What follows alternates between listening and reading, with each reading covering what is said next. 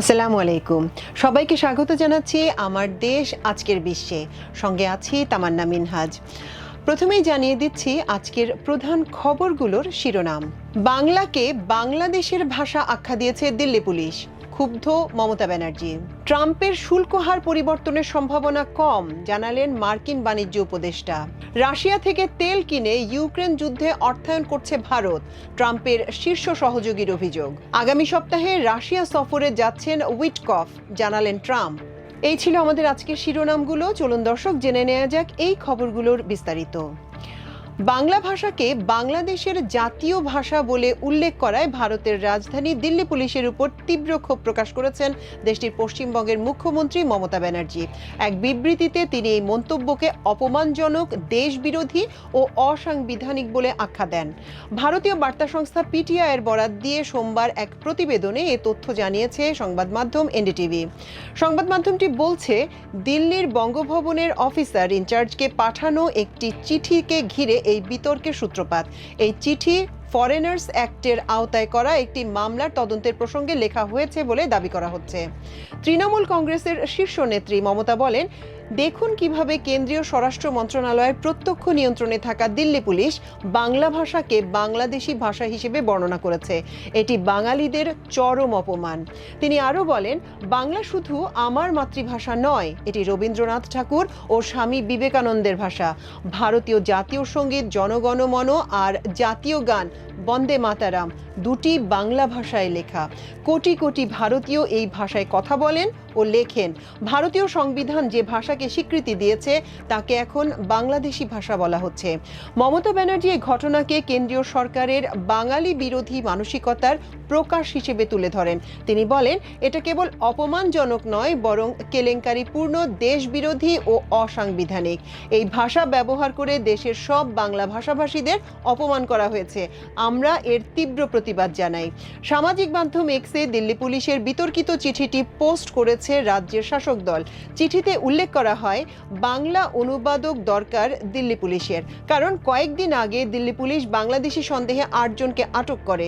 তাদের কাছ থেকে বেশ কিছু নথি বাজেয়াপ্ত করা হয়েছে, আর সেসব নথিগুলো বাংলা ভাষায় লেখা। সেসব নথির তথ্য যাচাইয়ের জন্য একজন অনুবাদক প্রয়োজন, আর সেই চিঠিতেই বাংলা ভাষাকে বাংলাদেশি ভাষার তকমা দেওয়া হয়েছে। এর প্রতিবাদে গর্জে উঠেছে পশ্চিমবঙ্গের শাসক দল তৃণমূল। মার্কিন প্রেসিডেন্ট ডোনাল্ড ট্রাম্পের বাণিজ্য উপদেষ্টা জেমিসন গ্রিয়ার বলেছেন, নতুন শুল্ক হার প্রায় নির্ধারিত এবং এ বিষয়ে আলোচনার সুযোগ খুব কম। স্থানীয় সময় রোববার সিবিএস এর ফেস দ্য নেশন অনুষ্ঠানে সম্প্রচারিত এক সাক্ষাৎকারে মার্কিন বাণিজ্য উপদেষ্টা জেমিসন গ্রিয়ার একথা বলেন। যুক্তরাষ্ট্রের অর্থনৈতিক শক্তির হাতিয়ার হিসেবে শুল্ক আরোপ করেন ট্রাম্প। ইউরোপীয় ইউনিয়ন সহ অনেক দেশের উপর 10 থেকে 41% শুল্ক আরোপ করেন তিনি। স্থানীয় সময় রোববার সিবিএস এর ফেস দ্য নেশন অনুষ্ঠানে প্রচারিত এক সাক্ষাৎকারে মার্কিন বাণিজ্য উপদেষ্টা জেমিসন গ্রিয়ার আরও বলেন, আগামী দিনগুলোতে শুল্ক হারে কোনো পরিবর্তনের সম্ভাবনা খুব কম। গ্রিয়ার বলেন, এর মধ্যে অনেক চুক্তি অনুসারে নির্ধারিত হার, এই শুল্ক হার মোটামুটি নির্ধারিত। 31শে জুলাই 90টিরও বেশি দেশের উপর নতুন শুল্ক হার ঘোষণা করেছেন মার্কিন প্রেসিডেন্ট। সর্বনিম্ন 10% থেকে সর্বোচ্চ 41% পর্যন্ত পাল্টা শুল্ক আরোপ করেছেন তিনি। কয়েকটি দেশের জন্য শুল্কের হার গত কয়েক মাসে একাধিকবার পরিবর্তনও করেছেন ট্রাম্প। যেমন চীনের উপর কয়েক দফায় শুল্ক বাড়ানো হয়, পরে তা আবার কমানো হয়। তাদের আলোচনা চলছে এবং আগামী 12ই আগস্ট পর্যন্ত যা চলবে বলেও জানানো হয়েছে। যুক্তরাষ্ট্রের প্রেসিডেন্ট ডোনাল্ড ট্রাম্প বলেছেন, শুল্ক আরোপের ফলে যুক্তরাষ্ট্রের বাজারে পণ্যের দাম বাড়বে না। মার্কিন প্রেসিডেন্ট ডোনাল্ড ট্রাম্পের এক শীর্ষ সহযোগী গতকাল রোববার অভিযোগ তুলে বলেছেন, রাশিয়া থেকে তেল কিনে ভারত কার্যত ইউক্রেনের বিরুদ্ধে যুদ্ধে অর্থ যোগাচ্ছে।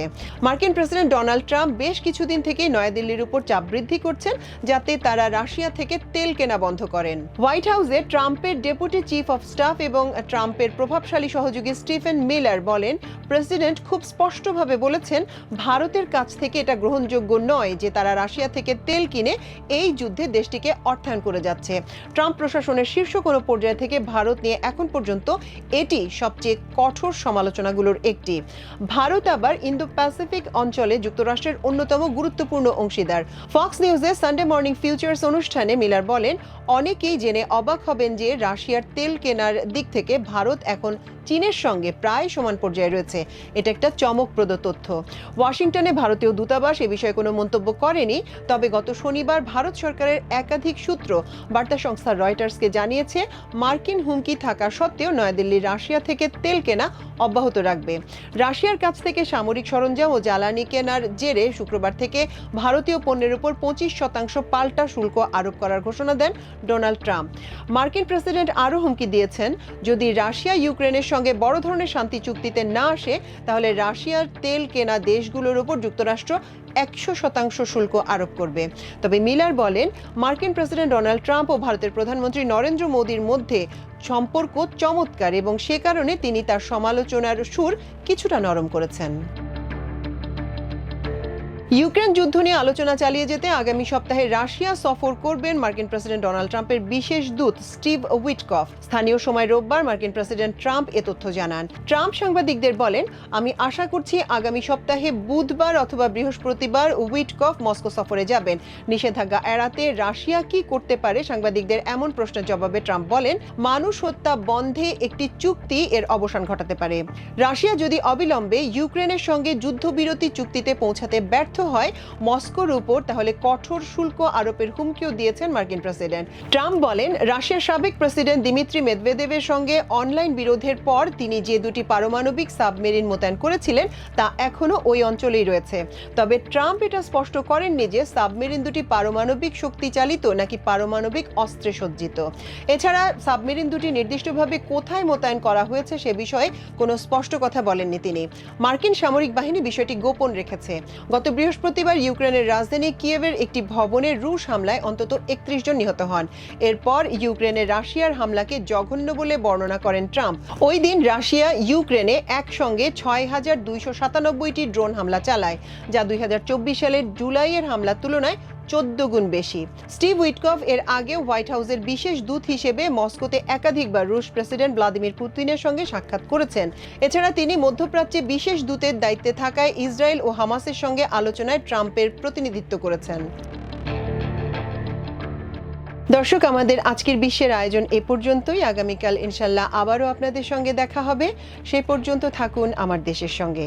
এতক্ষণ সঙ্গে থাকার জন্য অশেষ কৃতজ্ঞতা। আল্লাহ হাফেজ।